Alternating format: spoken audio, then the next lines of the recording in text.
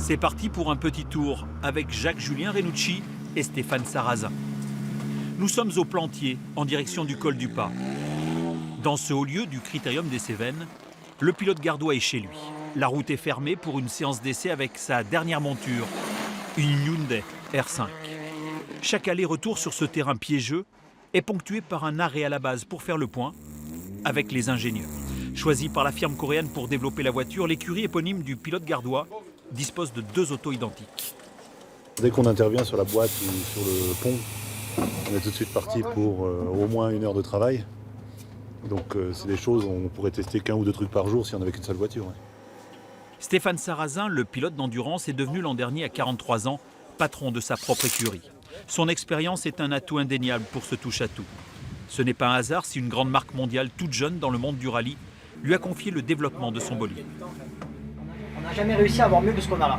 Mais le jeune chef d'entreprise ne pouvait se résigner à lâcher le volant. Il sera au départ du prochain rallye de Monte-Carlo sous ses propres couleurs. Le Monte-Carlo, c'est très particulier. Il y a très peu de grippe, souvent de la neige.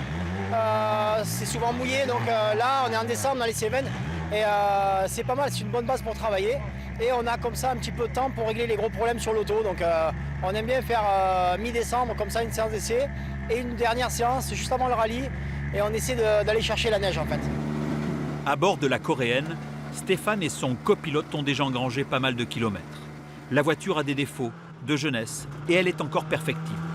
Pour ce galop d'essai Cévenol, les passionnés et les amis qui ne veulent rien manquer du spectacle sont là.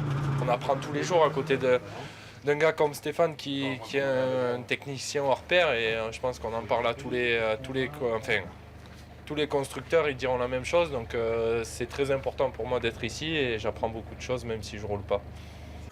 Pour cette séance d'essai, les mécanos ont passé beaucoup de temps sous la voiture pour trouver les bons compromis.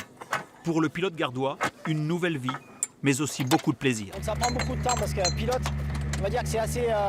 on fait la course, on rentre à la maison, on s'entraîne. Là, quand je rentre, je pars au team et je dois bosser, m'occuper des gars, des programmes, des pilotes. Et j'aime accompagner justement mes pilotes et leur transmettre mon expérience. C'est ce qui me plaît dans une équipe. Donc j'essaie aussi de rouler dans mon équipe pour la promouvoir, pour faire voir que les voitures marchent et que les pilotes aient envie de venir rouler chez nous. D'ici la fin janvier, l'écurie Sarrazin Motorsport a du travail. 3 voitures sont engagées dans le rallye de Monte-Carlo, première manche du championnat du monde. Stéphane Sarrazin et Jacques-Julien Renucci en leader, pour aller titiller une place dans le top 10.